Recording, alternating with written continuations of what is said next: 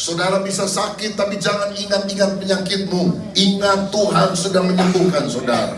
Saudara pernah punya pengalaman buruk, gak punya uang, izin tinggal sulit, atau apapun juga masalah saudara. Tapi sampai hari ini kalau engkau ada, itu karena Tuhan baik. Jangan pernah lupakan kebaikan Tuhan di dalam kehidupan kita. Ada sebuah lagu berkata, ingat kasih-Nya, ingat kebaikannya dan anugerahnya. Selamatkanku. Haleluya. Ingat kasih Tuhan. Dia telah menyelamatkan kita. Dalam Mazmur 77 ayat 12 dan 13 dikatakan, aku hendak mengingat perbuatan-perbuatan Tuhan. Ya, aku hendak mengingat keajaiban-keajaiban-Mu dari zaman purbakala. Aku hendak menyebut-nyebut segala pekerjaan-Mu dan merenungkan perbuatan-perbuatan. Inilah stones of remembrance yang mesti ada di dalam kehidupan kita. Selalu mengingat karya Tuhan yang ajaib yang pernah menolong kita. Nah, pada waktu orang Israel akan masuk ke tanah Kanaan, mereka dihadang oleh satu sungai besar yang sedang banjir, namanya Sungai Yordan. Tapi Tuhan mendesak mereka segera menyeberang sungai yang sedang banjir itu. Sehingga dikatakan demikian dalam Yosua 3 ayat 15, segera sesudah para pengangkut tabut sampai ke Sungai Yordan, dan para imam pengangkut tabut mencelupkan kakinya ke dalam air di tepi Sungai Yordan itu, Sungai Yordan itu sebat sampai meluap sepanjang tepinya selama musim menuai, maka berhentilah air itu mengalir. Saudara, ada perbedaan mujizat yang dialami pada zaman Musa dan pada zaman Yosua. Pada zaman Musa, ketika orang Israel dihadang oleh Laut Merah, Musa berdoa mengangkat tongkat dan Laut Merah terbelah menjadi dua dan mereka berjalan di atas tanah yang kering. Kadang kita berdoa dan Tuhan membuka jalan sehingga kita melangkah dengan iman. Tapi zaman Yosua berbeda. Tuhan berkata, kamu melangkah dulu, take action. Kamu harus menginjakkan kakimu pada Sungai Yordan itu. Tapi yang paling depan haruslah para imam pengangkut tabut. Tabut perjanjian bicara tentang hadirat Tuhan. Walaupun engkau belum lihat mujizat, berjalan dengan iman. Dan Alkitab berkata, pada waktu mereka berjalan, kaki para imam itu masuk ke dalam air. Kaki mereka mulai basah. Pada saat itulah mujizat baru terjadi. Ada waktunya kita berdoa, minta Tuhan membuka jalan, baru kita melangkah. Tapi generasi ini adalah generasi saudara yang mesti jalan dulu, saudara yang mesti melangkah dulu, saudara yang harus mengambil iman dulu, langkah iman terlebih dahulu. Seperti Petrus yang harus keluar dari perahunya yang nyaman sehingga dia bisa berjalan di atas air. Selama engkau tidak pernah keluar dari perahumu yang nyaman, engkau mempertahankan status quo, sudah segini aja Tuhan, saudara tidak akan pernah bisa berjalan di atas air. Tapi kalau engkau ingin mengalami mujizat yang terjadi dalam hidup saudara, take action, melangkah keluar, dan pertolongan Tuhan akan terjadi. Sungai Yordan terbelah menjadi dua. Nah, sebetulnya ada hal yang menarik begini. Orang Israel kan jalan di padang pasir itu 40 tahun. Kenapa mereka harus segera masuk ke tanah Kanaan padahal itu sedang banjir-banjirnya? Maksudnya, kalau mereka tunda 3 bulan, tidak perlu mujizat, sungainya akan surut sendiri. Dan mereka tinggal jalan tanpa perlu mujizat. Kenapa mereka dipaksa pada waktu itu segera melangkah? Alkitab tadi bilang, karena musim itu musim menuai. Artinya, kalau mereka menunggu 3 bulan, airnya surut, baru mereka melangkah, maka musim menuai sudah habis. Dan mereka akan mati kelaparan di tanah perjanjian. Sebab Alkitab berkata bahwa mana roti dari sorga itu berhenti ketika mereka sampai di Gilgal, yaitu pada perbatasan tanah Kanaan di mana mereka harus menyeberang. Rotinya berhenti, musim menuai ada di sana, sehingga mereka harus jalan terlebih dahulu.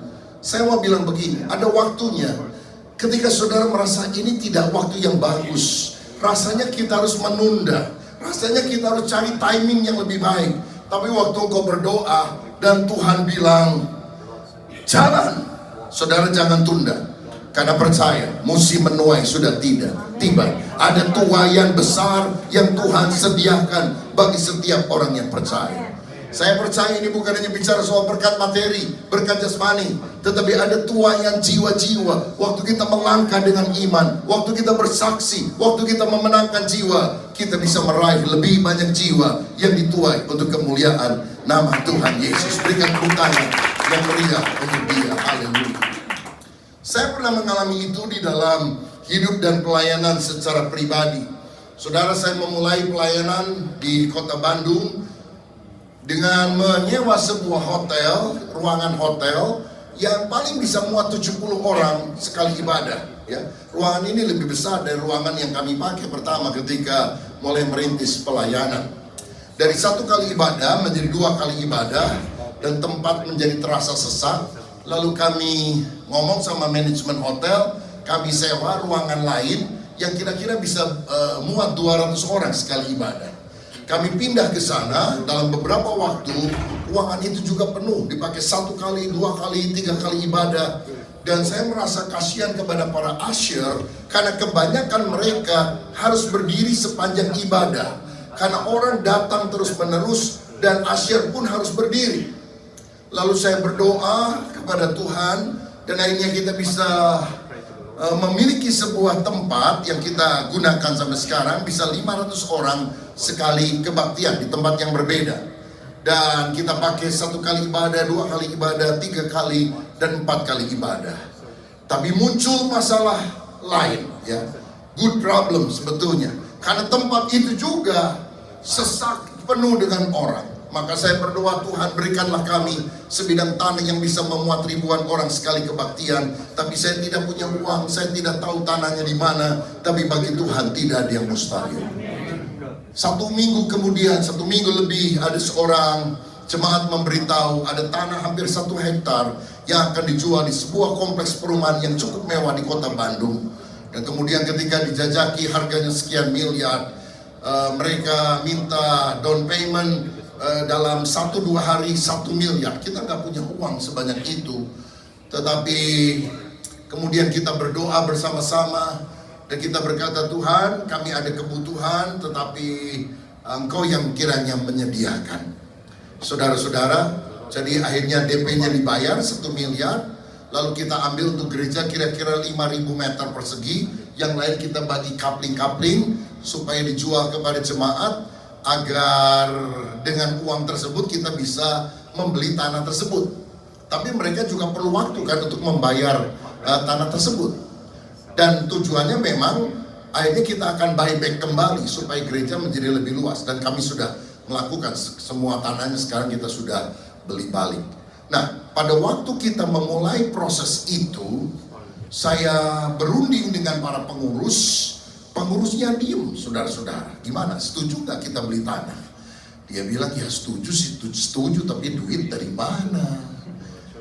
Dan ada satu orang kemudian bilang gini, Pak, kalaupun kita punya tanah, kita punya uang untuk beli tanah, belum tentu kita dapat izin gereja. Karena di Bandung itu Jawa Barat, provinsi yang paling banyak gereja ditutup, dirusak, dihancurkan, dibakar di seluruh Indonesia. Saya pikir benar juga ya. Bisa beli tanah, belum tentu dapat izin. Tapi Roh Kudus memberikan hikmah. Benar saya bilang. Punya tanah, belum tentu dapat izin. Tapi nggak punya tanah, pasti nggak dapat izin. Karena tanah orang lain masa kita urus izinnya, saudara-saudara. Jadi saya bilang, mujizat itu step by step, dengan iman. Akhirnya, ya udahlah terserah. Saya bilang nggak boleh terserah. Harus sehati, harus doa sama-sama. Berikutnya saya sampaikan kepada jemaat, terkumpul dana janji iman sekian ratus juta rupiah, tapi masih jauh dari harga tanah itu. Tapi waktu kita berseru kepada Tuhan, melangkah dengan iman, Tuhan buka jalan. Dalam ibadah terakhir, waktu saya khotbah, ada 1 orang tamu dari luar kota, belum pernah datang ke gereja kami, dan setahu saya tidak pernah datang lagi ibadah di gereja kami. Bukan dari GBI lagi, saudara sekalian. Dia hanya datang karena ada masalah yang belum selesai di kota Bandung dan dia tidak bisa pulang ke kota asalnya. Jadi sore itu dia cari ke gereja, ketemu tempat ibadah waktu saya khotbah. Kita akan bangun gereja untuk sekian ribu orang. Kita mau beli tanah, belum ada uang, tapi bagi Tuhan tidak ada yang mustahil. Itu Roh Kudus bicara kepada orang tersebut. Menurut kesaksiannya setelah saya ketemu dia beberapa hari kemudian. Dan Tuhan ngomong gini, kamu yang harus melunasi tanahnya. Jadi dia ambil secari kertas, potong kertas nggak tahu dari mana, kecil kertasnya. Tulisannya saya masih ingat sampai sekarang. Pak Rubin Adi, saya saja yang melunasi semua biaya pembelian tanah. Titik. 4 hari kemudian, saya ketemu dengan dia di sebuah hotel di kota Bandung. Dia kasih beberapa lembar cek. Tanah gereja yang saya pikir harus dibeli dengan uang bank, dengan bunga yang bertahun-tahun kami harus bayar. Only 4 days Tuhan selesaikan. Karena bagi Allah tidak ada mustahil. Kalau kita tidak melangkah, nggak akan ada mujizat, sudah. Bayangkan tamu dari luar kota duduk paling belakang, terlambat karena dia nggak tahu jam ibadah jam berapa. Duduk paling belakang, memberi paling radikal. Sejak itu saya tidak pernah meremehkan orang yang duduk di bangku paling belakang. Sebab siapa tahu dia dipakai Tuhan untuk memberi persembahan yang paling besar, saudara. Haleluya, puji Tuhan. Kami urus izin gerejanya sulit, tapi tidak mustahil. Izin gerejanya muncul, dan akhirnya kita bangun, klik 5 lantai, bisa muat 3.000 orang main hallnya, dan kita beri nama Stairway from Heaven, tangga dari surga. Banyak orang bilang, kenapa bukan Stairway to Heaven? Saya bilang Stairway to Heaven itu agama, usaha manusia dari bawah untuk memanjat kepada Allah. Stairway from Heaven adalah grace, anugerah dari atas, berkat Allah mengalir kepada setiap orang yang percaya kepada. Jangan tunggu musim baik, masa baik, situasi semuanya perfect baru saudara melangkah. Yang engkau perlu dengar suara Tuhan dalam hati saudara. Saya tidak pernah dengar suara Tuhan audible, tapi saya banyak kali mendengar Tuhan bicara dalam impresi yang kuat. Apakah ya atau tidak, apakah harus jalan atau tidak. Dan kepada suara itu jangan kita menolak. Ketika Tuhan bicara kepada hatimu, bertobat, kita tidak boleh mengeraskan hati. Ketika Tuhan bicara kepada hatimu, layani aku, kita berkata, ya Tuhan, ini aku. Ketika Tuhan bicara, ampuni, walaupun kau rasa tidak mampu, engkau harus belajar mengampuni. Walaupun engkau mungkin tidak punya uang banyak, tapi ketika Tuhan berkata, beri kepada orang itu, saudara harus melangkah. Karena itulah menyeberangi sungai Yordan. Engkau akan masuk musim menuai. Engkau akan melihat mujizat Allah terjadi ketika kita mengandalkan Dia. Stone of remembrance, milikilah batu peringatan akan kebaikan Tuhan. Setiap kali saya berdiri di depan gereja itu, saya melihat ini stone of remembrance. Kita nggak punya apa-apa. Kalau kilas balik ke belakang, gimana mungkin kita bisa bangun gereja sebesar ini? Tapi Tuhan itu lebih besar dari setiap pergumulan kita. Dia Allah yang luar biasa. Yang kedua, saudara, kenapa orang Israel harus membangun 12 batu yang besar? Karena batu ini adalah batu pengucapan syukur dan doa. Setiap kali mereka melihat batu itu, muncul pujian, muncul penyembahan, muncul pengucapan syukur di hadapan Tuhan. Ratapan 3 ayat 19-23. Ingatlah akan sengsaraku dan pengembaraanku, akan ibu dan racun itu. Jiwaku selalu teringat akan hal itu dan tertekan dalam diriku. Tetapi hal-hal inilah yang kuperhatikan. Oleh sebab itu aku akan berharap tak berkesudahan kasih setia Tuhan, tak habis-habisnya rahmatnya, selalu baru tiap pagi, besar kesetiaan. Kalau saudara ingat kesengsaraanmu, engkau akan seperti orang yang minum racun maut yang mematikan. Tetapi waktu kita berbalik dan melihat kasih setia Tuhan, pengharapan kita akan muncul. Setiap pagi ada berkat baru. Tak berkesudahan kasih setia Tuhan, tak habis-habisnya rahmatnya, selalu baru setiap pagi, besar kesetiaan Tuhan. Makanya kita harus belajar mengucap syukur karena kebaikan Tuhan.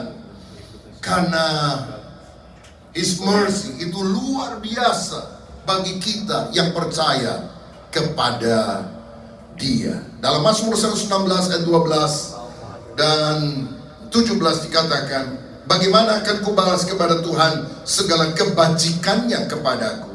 Aku akan mempersembahkan korban syukur kepadamu dan akan menyerukan nama Tuhan. Bagaimana kita bisa membalas kasih Tuhan? Bersyukur kepada Tuhan. Bersyukur itu tanda kita berterima kasih akan karya Tuhan dalam hidup kita. Hidup ini jangan banyak ngomelnya. Hidup ini jangan diisi dengan banyak mengeluh, menggerutu, bersungut-sungut, ngomong negatif, tapi banyak bersyukur. Bukannya karena kita nggak punya masalah maka kita bersyukur. Tapi kalau kita banyak bersyukur, masalah kita akan segera diselesaikan oleh Tuhan. Bukan karena keluarga kita sudah harmonis maka kita bersyukur. Tapi kalau kita banyak bersyukur, rumah tangga kita akan makin harmonis.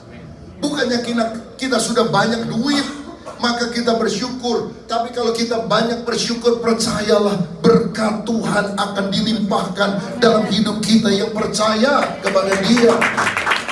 Dalam pengucapan syukur ada kuasa yang luar biasa. Saudara-saudara, Alkitab tadi berkata, persembahkanlah syukur sebagai korban. Saudara tahu, kalau binatang, domba dikorbankan, itu sakit, bahkan mati, saudara. Kalau kita diberkati Tuhan, lalu kita bersyukur, itu bagus, tapi itu belum korban. Kalau saudara difitnah orang, dicaci maki orang, tapi saudara tetap berkata, saya mengampuni kamu, Tuhan akan melakukan perkara yang baik bagiku, itu adalah korban. Karena sakit, bahkan mati, kedagingan kita dimatikan. Tapi kita berkata, Tuhan Engkau selalu baik. Aku tidak mengerti, tapi aku percaya rencanamu selalu indah.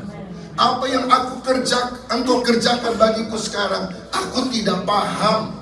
Tapi aku yakin bagimu tidak ada yang mustahil. Itulah pengucapan syukur.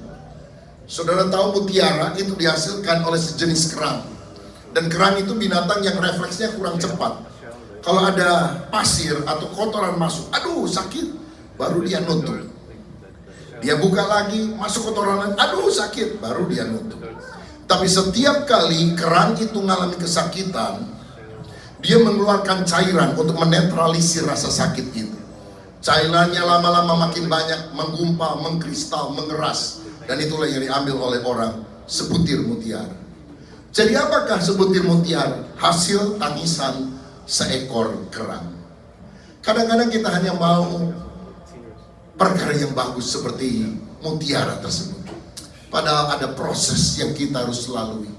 Dan sikap hati kita harus tetap penuh dengan ucapan syukur. Apakah ada di antara saudara yang sedang difitnah orang, dimaki-maki orang, dijelek-jelekin orang? Ingat, kita nggak bisa jaga mulutnya orang, tapi kita bisa jaga hati kita sendiri.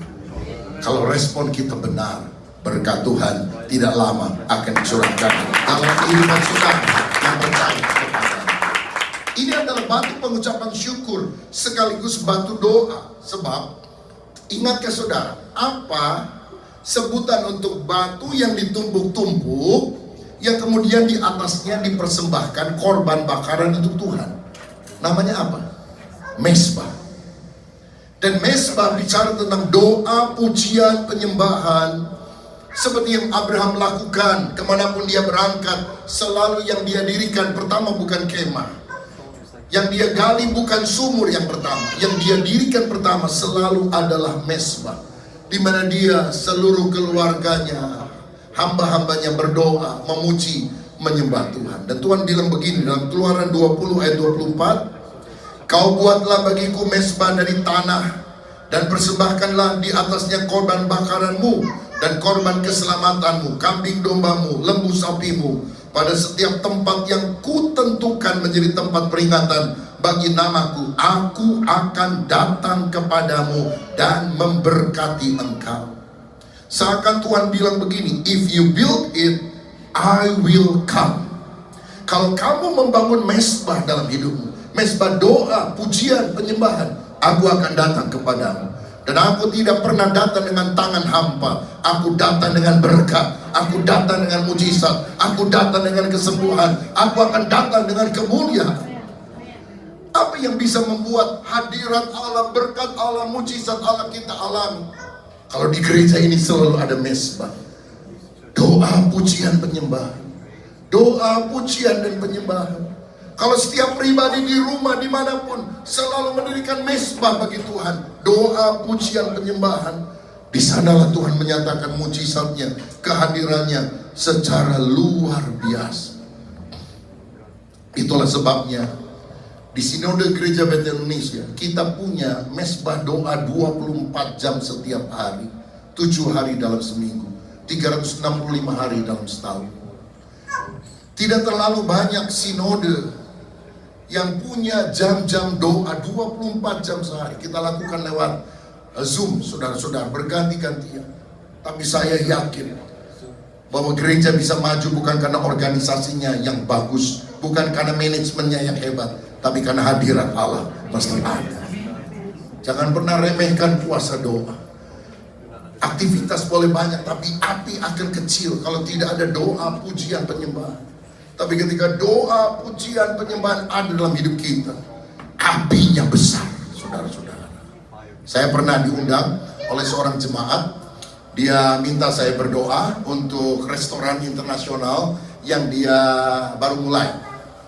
Dan waktu saya masuk, saya lihat ruangan besar dan sebagainya. Yang paling dia banggakan dan ingin tunjukkan kepada saya adalah kompornya, saudara-saudara. Dia beli kompor besar-besar, ada 5 biji kali ya. Begitu dinyalakan apinya, push.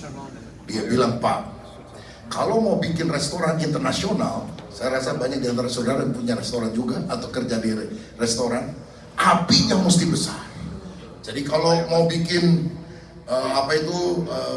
ikan goreng, cus, wah, dia praktekkan, saudara, dia tunjukkan, api mesti besar. Karena dengan api besar, orang-orang yang datang tidak nunggu terlalu lama. Dan kering di luar, kering di dalam. Api mesti besar. Saya jadi ingat, saudara. Di depan restoran itu nggak terlalu jauh, ada penjual sate. Dia jual sate kipas-kipas. Api kecil, hasilnya juga lama. Dan saya ingat ini, kalau saudara ingin mengalami mujizat besar, apinya mesti besar. Amin. Kalau GBI Maranatha Victory ingin mengalami lawatan Tuhan yang besar, apinya mesti besar. Mesbahnya mesti dibangun. Doa, pujian, penyembahan, sehingga hadirat Allah kita alami.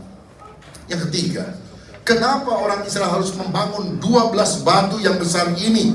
Karena yang ketiga, batu ini merupakan batu keyakinan iman.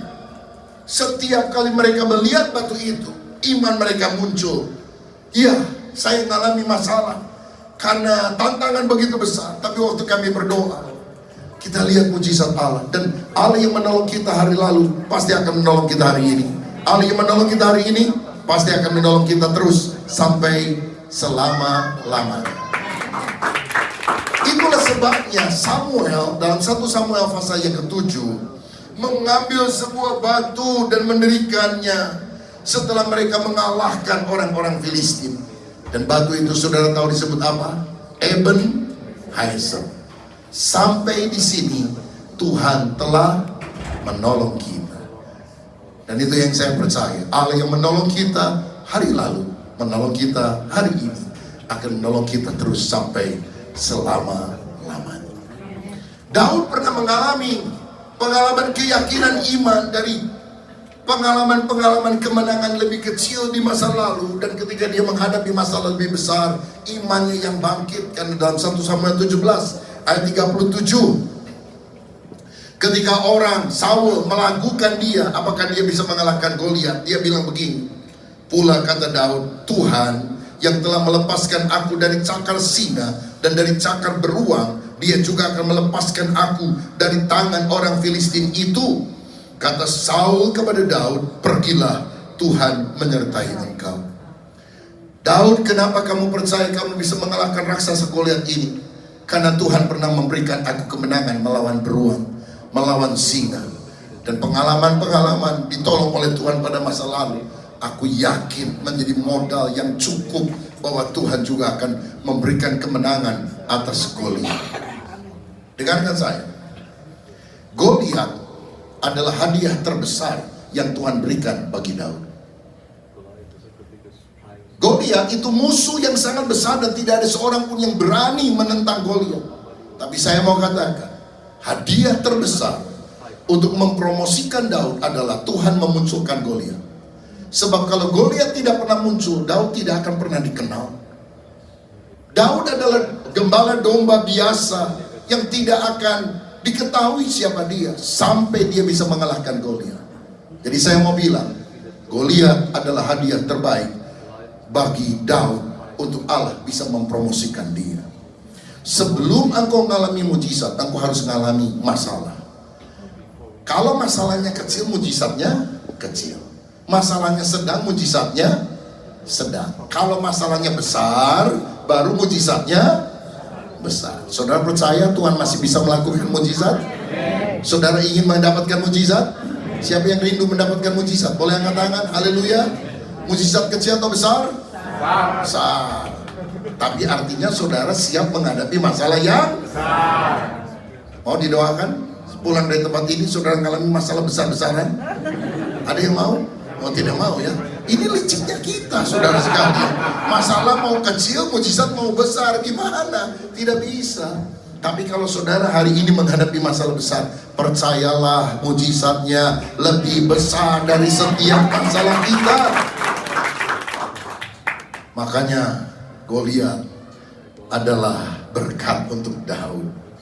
Karena dengan demikian Tuhan mengangkat Daud dan menunjukkan kepada seluruh bangsa, masalahmu lebih besar, tapi kalau aku bersama dengan engkau, kamu yang akan menginjak-injak masalah tersebut.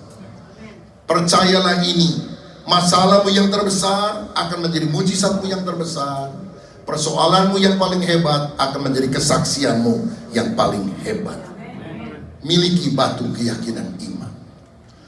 Satu kali saya membaca satu artikel, ada seorang suami yang mengambil sebuah kertas dan mulai menulis pengalaman hidupnya pada masa itu. Yang pertama dia tulis, saya baru saja dioperasi batu empedu dan saya terbaring cukup lama di rumah sakit.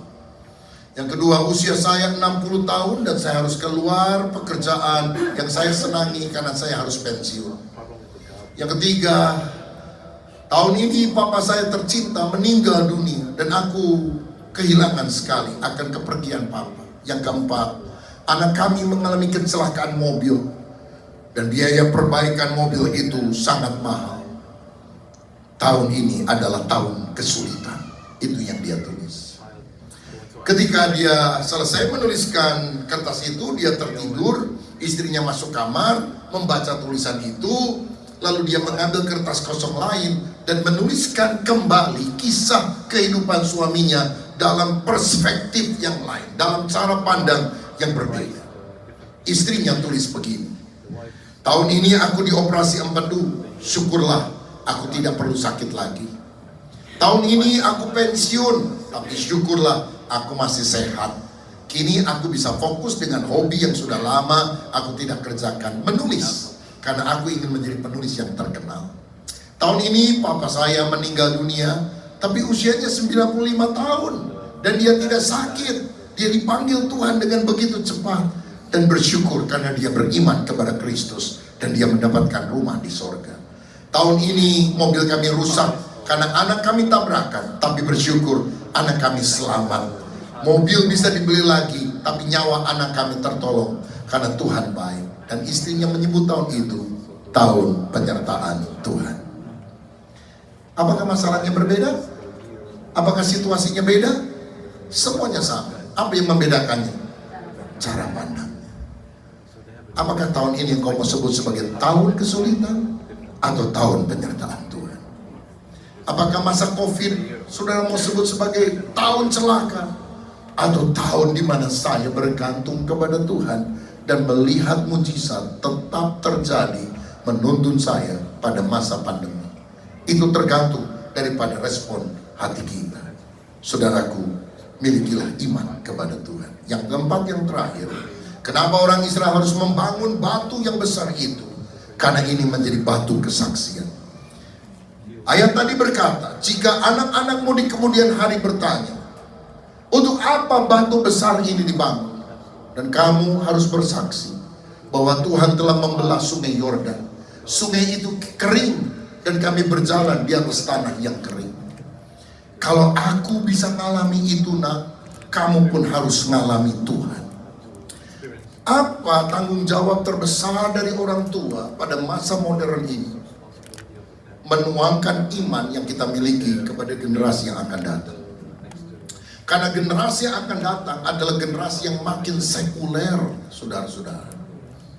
George Barna dalam penelitiannya berkata bahwa orang muda dari generasi yang lebih muda zaman sekarang ini, saudara, generasi Z dan generasi Alpha, itu pengenalan akan Tuhan makin lama makin merosot. Dan mungkin hanya 6% dari mereka yang punya biblical worldview, pola pikir yang alkitabiah. Ada seorang hamba Tuhan yang berkata begini, tidak pernah dalam sejarah Alkitab dicetak begitu banyak, baik secara buku cetakan maupun digital. Tidak pernah Alkitab dicetak begitu banyak seperti pada zaman ini. Tapi tidak pernah dalam sejarah orang-orang tidak punya pengetahuan tentang Alkitab yang paling minim selain zaman ini. Masalah utamanya apa? Orang malas membaca. Karena orang malas baca Alkitab, baik Alkitab cetak maupun Alkitab digital, mereka tidak punya pola pikir yang alkitabiah. Saudara-saudara, ini adalah tanggung jawab kita. Banyak orang tuanya rohani, cinta Tuhan, ke gereja, pelayanan mati-matian. Anaknya tidak tertarik untuk perkara rohani. Dan ini pergumulan kita. Dan kita harus berdoa dan berupaya supaya generasi yang akan datang menjadi generasi yang mengenal Tuhan. Beritahu kepada anak-anakmu bahwa Tuhan telah membelah laut sungai Yordan. Generasi yang berikutnya tidak pernah mengalami laut merah terbelah, tidak pernah mengalami sungai Yordan terbelah. Jadi bagaimana mereka bisa mengenal Tuhan? Kisah-kisah pengalaman dengan Tuhan, kesaksian-kesaksian itu harus selalu disampaikan sampai akhirnya anak-anak kita mengalami Tuhan secara pribadi. Itulah batu kesaksian yang kita harus berikan kepada generasi yang akan datang. Saudara, saya melihat di dalam Alkitab Tuhan sering menggunakan alat peraga untuk bersaksi. Misalnya, kalau kita mengikuti perjamuan kudus, ada roti dan anggur. Roti yang kita makan, anggur yang kita minum. Dan Tuhan bilang, perbuatlah ini setiap kali kamu melakukannya, in remembrance of me, sebagai peringatan akan aku. Itu kan alat peraga. Setiap kali kita pegang roti, pegang cawan anggur, kita ingat tubuh Tuhan Yesus dipecahkan, darah Tuhan Yesus dicurahkan. Ini alat peraga yang luar biasa. Saudara-saudara, saya sekian tahun yang lampau mendapatkan sebuah visi dari Tuhan. Karena saya juga melihat banyak anak-anak muda, anak kecil, anak remaja yang sudah tidak mengenal perkara-perkara rohani. Tuhan menaruh dalam hati saya membangun sebuah museum kisah Alkitab modern, semacam theme park, supaya orang-orang bisa melihat kisah Alkitab dari sejak penciptaan, kejadian, Taman Eden sampai pada kitab Wahyu. Dan kita beri nama The Journey. Klik. Saudara-saudara, nanti kita di sana ada kisah-kisah tentang Nabi Nuh, Abraham mempersembahkan anaknya, tentang tabernakel, tentang maket Yerusalem, tentang kisah Nabi Yunus. Next. Lalu keadaan pada zaman Alkitab, ada visualisasi Bible story tentang bagaimana Musa dipanggil Tuhan melalui semak belukar yang menyala. Ada teknologi 3D sampai 5D, creation and not evolution, yang harus dipercayai oleh orang-orang muda kita.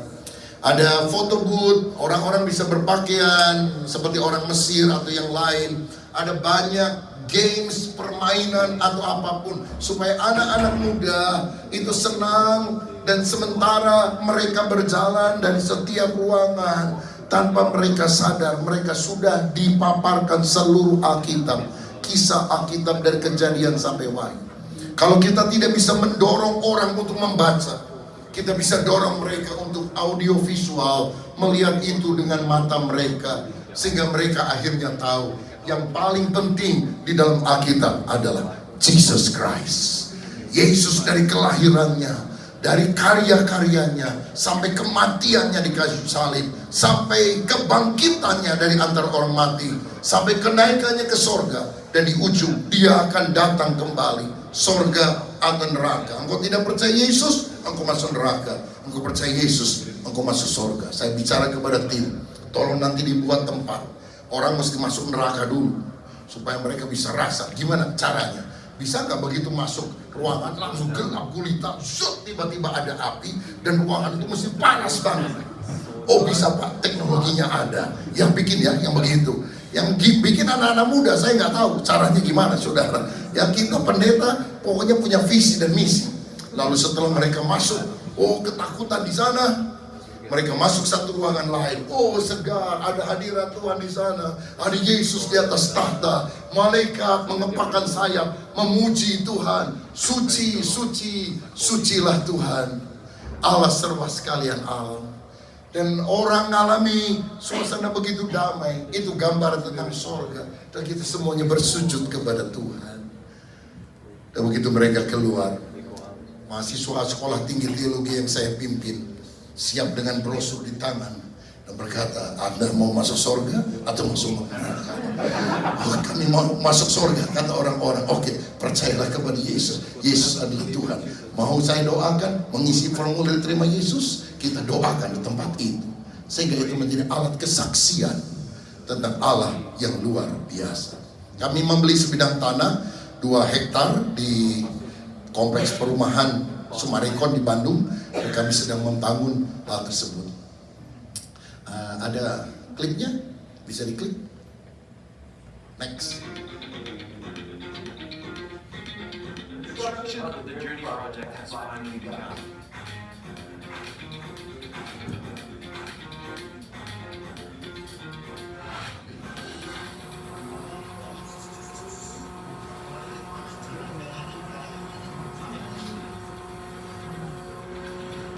It is complex perhaps in the church, a conference hall, and also the first of its kind, the interactive Bible museum.